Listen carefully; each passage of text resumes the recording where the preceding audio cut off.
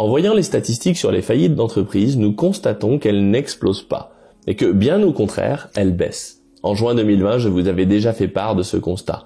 Il y a eu moins d'entreprises qui ont fait faillite pendant la crise des mesures anti-Covid qu'en année normale. Et cela se constate aussi bien aux USA qu'en Europe.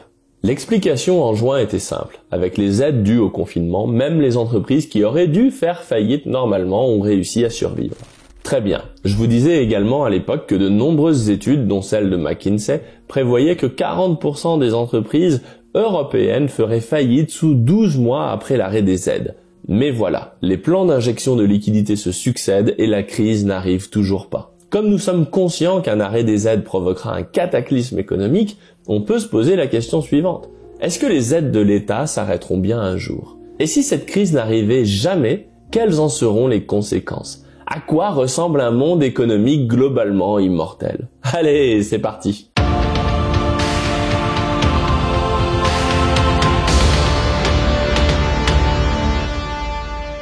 Sur le principe, la faillite d'une entreprise permet d'apurer un marché pour que les concurrents puissent gagner leur vie. La faillite est un processus nécessaire pour obtenir un tissu économique sain où les prix correspondent réellement au marché. Il faut toujours garder en tête qu'une entreprise qui va mal fait très souvent de la mauvaise qualité et baisse ses prix au-delà du raisonnable pour se maintenir à flot le plus longtemps possible.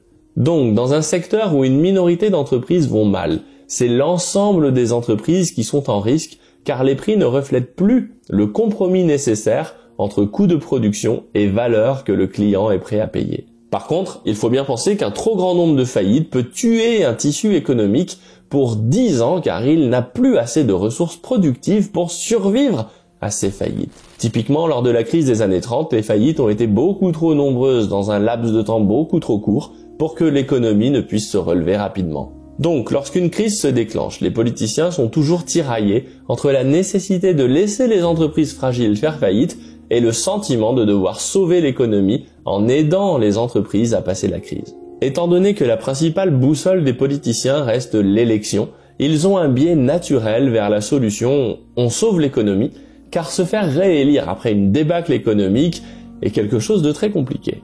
Je pense que c'est ce biais politique qui a conduit à ce que l'on appelle la zombification de l'économie. Aux USA, le problème est moins prononcé qu'en Europe, mais il se développe. Une entreprise zombie est définie comme une société qui paie plus d'intérêts sur sa dette qu'elle ne dégage de bénéfices. Elle est virtuellement morte, mais se maintient en vie car il lui reste du cash qu'elle obtient via des prêts de sa banque. Chaque plan de sauvetage, depuis la bulle Internet en passant par la grande crise financière de 2008 pour arriver à la crise des mesures anti-Covid, zombifie un peu plus nos économies. Mais aujourd'hui, il semble que nous arrivions à un tournant. La masse d'entreprises virtuellement en faillite est si grande qu'elle donne le vertige à tous les dirigeants occidentaux de la planète. Du coup, Joe Biden s'apprête à envoyer environ 2000 milliards de dollars directement dans l'économie pour tenir le choc. Et dans le même temps, la Banque Centrale Européenne a annoncé prolonger ses programmes d'aide pour environ 2000 milliards d'euros de plus.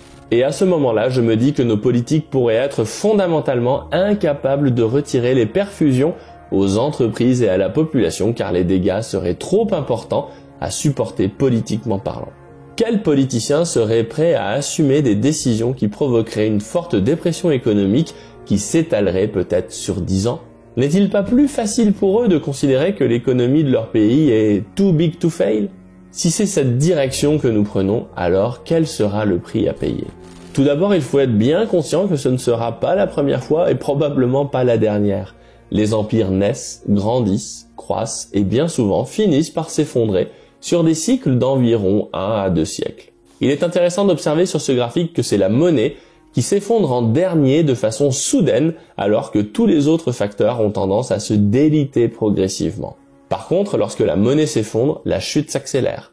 Le rebond n'aura lieu qu'autour d'un nouvel équilibre social, économique et politique, bien sûr. Je rappelle également que tout effondrement ne se traduit pas forcément par un siècle de misère où l'on retourne à la sauvagerie. Lorsque l'on parle d'effondrement, c'est avant tout un changement de réalité politique qui prend forme autour d'une révolution, c'est-à-dire un changement de régime.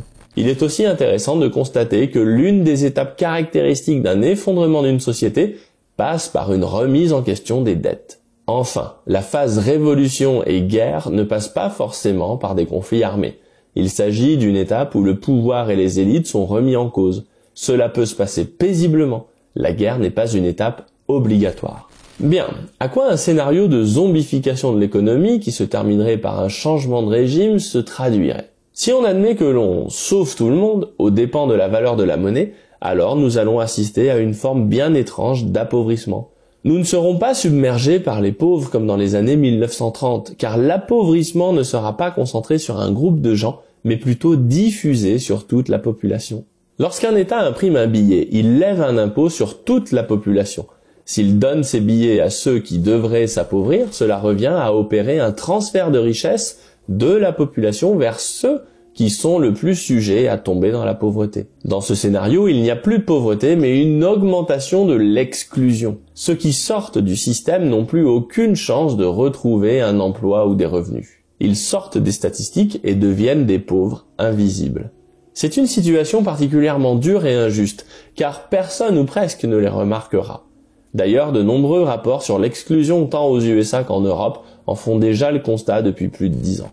Il est aussi intéressant de constater que l'exclusion sous sa forme la plus dure augmente plus vite dans les villes que dans les campagnes.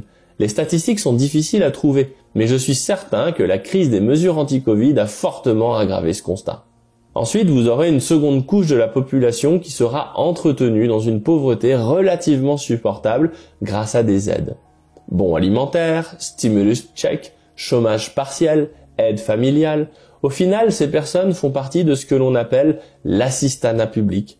D'une part, l'économie dans sa globalité ne comporte pas suffisamment de place pour que tout le monde en ait une, et d'autre part, ces aides sociales entretiennent également ces personnes dans cette position inconfortable mais supportable. Du coup, cette partie de la population a le bon goût de ne pas se révolter, mais elle ne se mobilise pas non plus pour créer de nouvelles activités économiques et des alternatives politiques. C'est la version du pain et des jeux qui fut le prélude à l'effondrement de l'Empire romain. L'État achète la paix sociale pour ne pas avoir à faire face à une remise en cause fondamentale de son autorité. Donc, l'impression monétaire va appauvrir tout le monde dans son ensemble et ne permettra pas à des contestataires qui ont faim d'émerger rapidement. Alors, la question est la suivante. Quels sont les paramètres économiques qui vont flancher et provoquer la rupture de ce système ? Pour le dire simplement, notre monnaie aura un pouvoir d'achat de plus en plus faible, bien que nos politiques nous expliqueront tous les soirs à la télévision que la reprise est devant nous.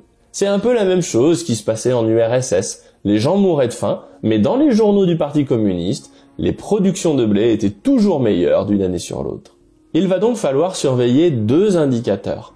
Le taux de change par rapport à la Chine, au Royaume-Uni, à la Nouvelle-Zélande ou encore à la Suisse. Bref, par rapport à des pays bien gérés. Quant au dollar et à l'euro, ils devraient probablement baisser ensemble, donc on ne remarquera pas grand-chose de ce côté-là sur le long terme. Et puis le deuxième paramètre, ce sont les déficits extérieurs de la balance commerciale. Le taux de change, lui, nous indiquera une perte de pouvoir d'achat de nos monnaies.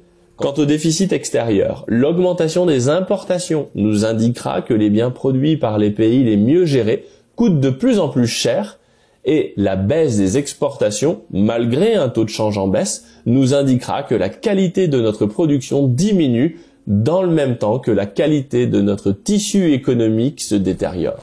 C'est pour cela que dans ma lettre d'investissement que je corédige avec Guillaume Rouvier et avec la participation de Charles Gave, je vous explique comment acheter des métaux précieux, qui restent une base pour protéger son patrimoine dans ces temps de crise, mais aussi nous vous expliquons comment diversifier votre patrimoine en passant légalement par une banque à l'étranger pour éviter les conséquences d'un contrôle des capitaux et des changes qui nous pend au nez dans cette situation. Si nous partons bel et bien sur un scénario que j'appelle de pourrissement, alors il faudra être très agile et en capacité de diversifier son épargne dans le monde pour éviter de se faire prendre au piège. Un des signes que je regarde, c'est le cours du Bitcoin. Habituellement, le Bitcoin rentre en bulle régulièrement dans un cycle de long terme haussier. Logiquement, nous sommes dans l'une de ces bulles aujourd'hui. Lorsqu'il aura arrêté de monter, si le Bitcoin consolide sa position plutôt que de fortement chuter comme à son habitude, ce sera également un signal à prendre en compte qu'il est peut-être en train de passer d'un actif spéculatif à une réserve de valeur.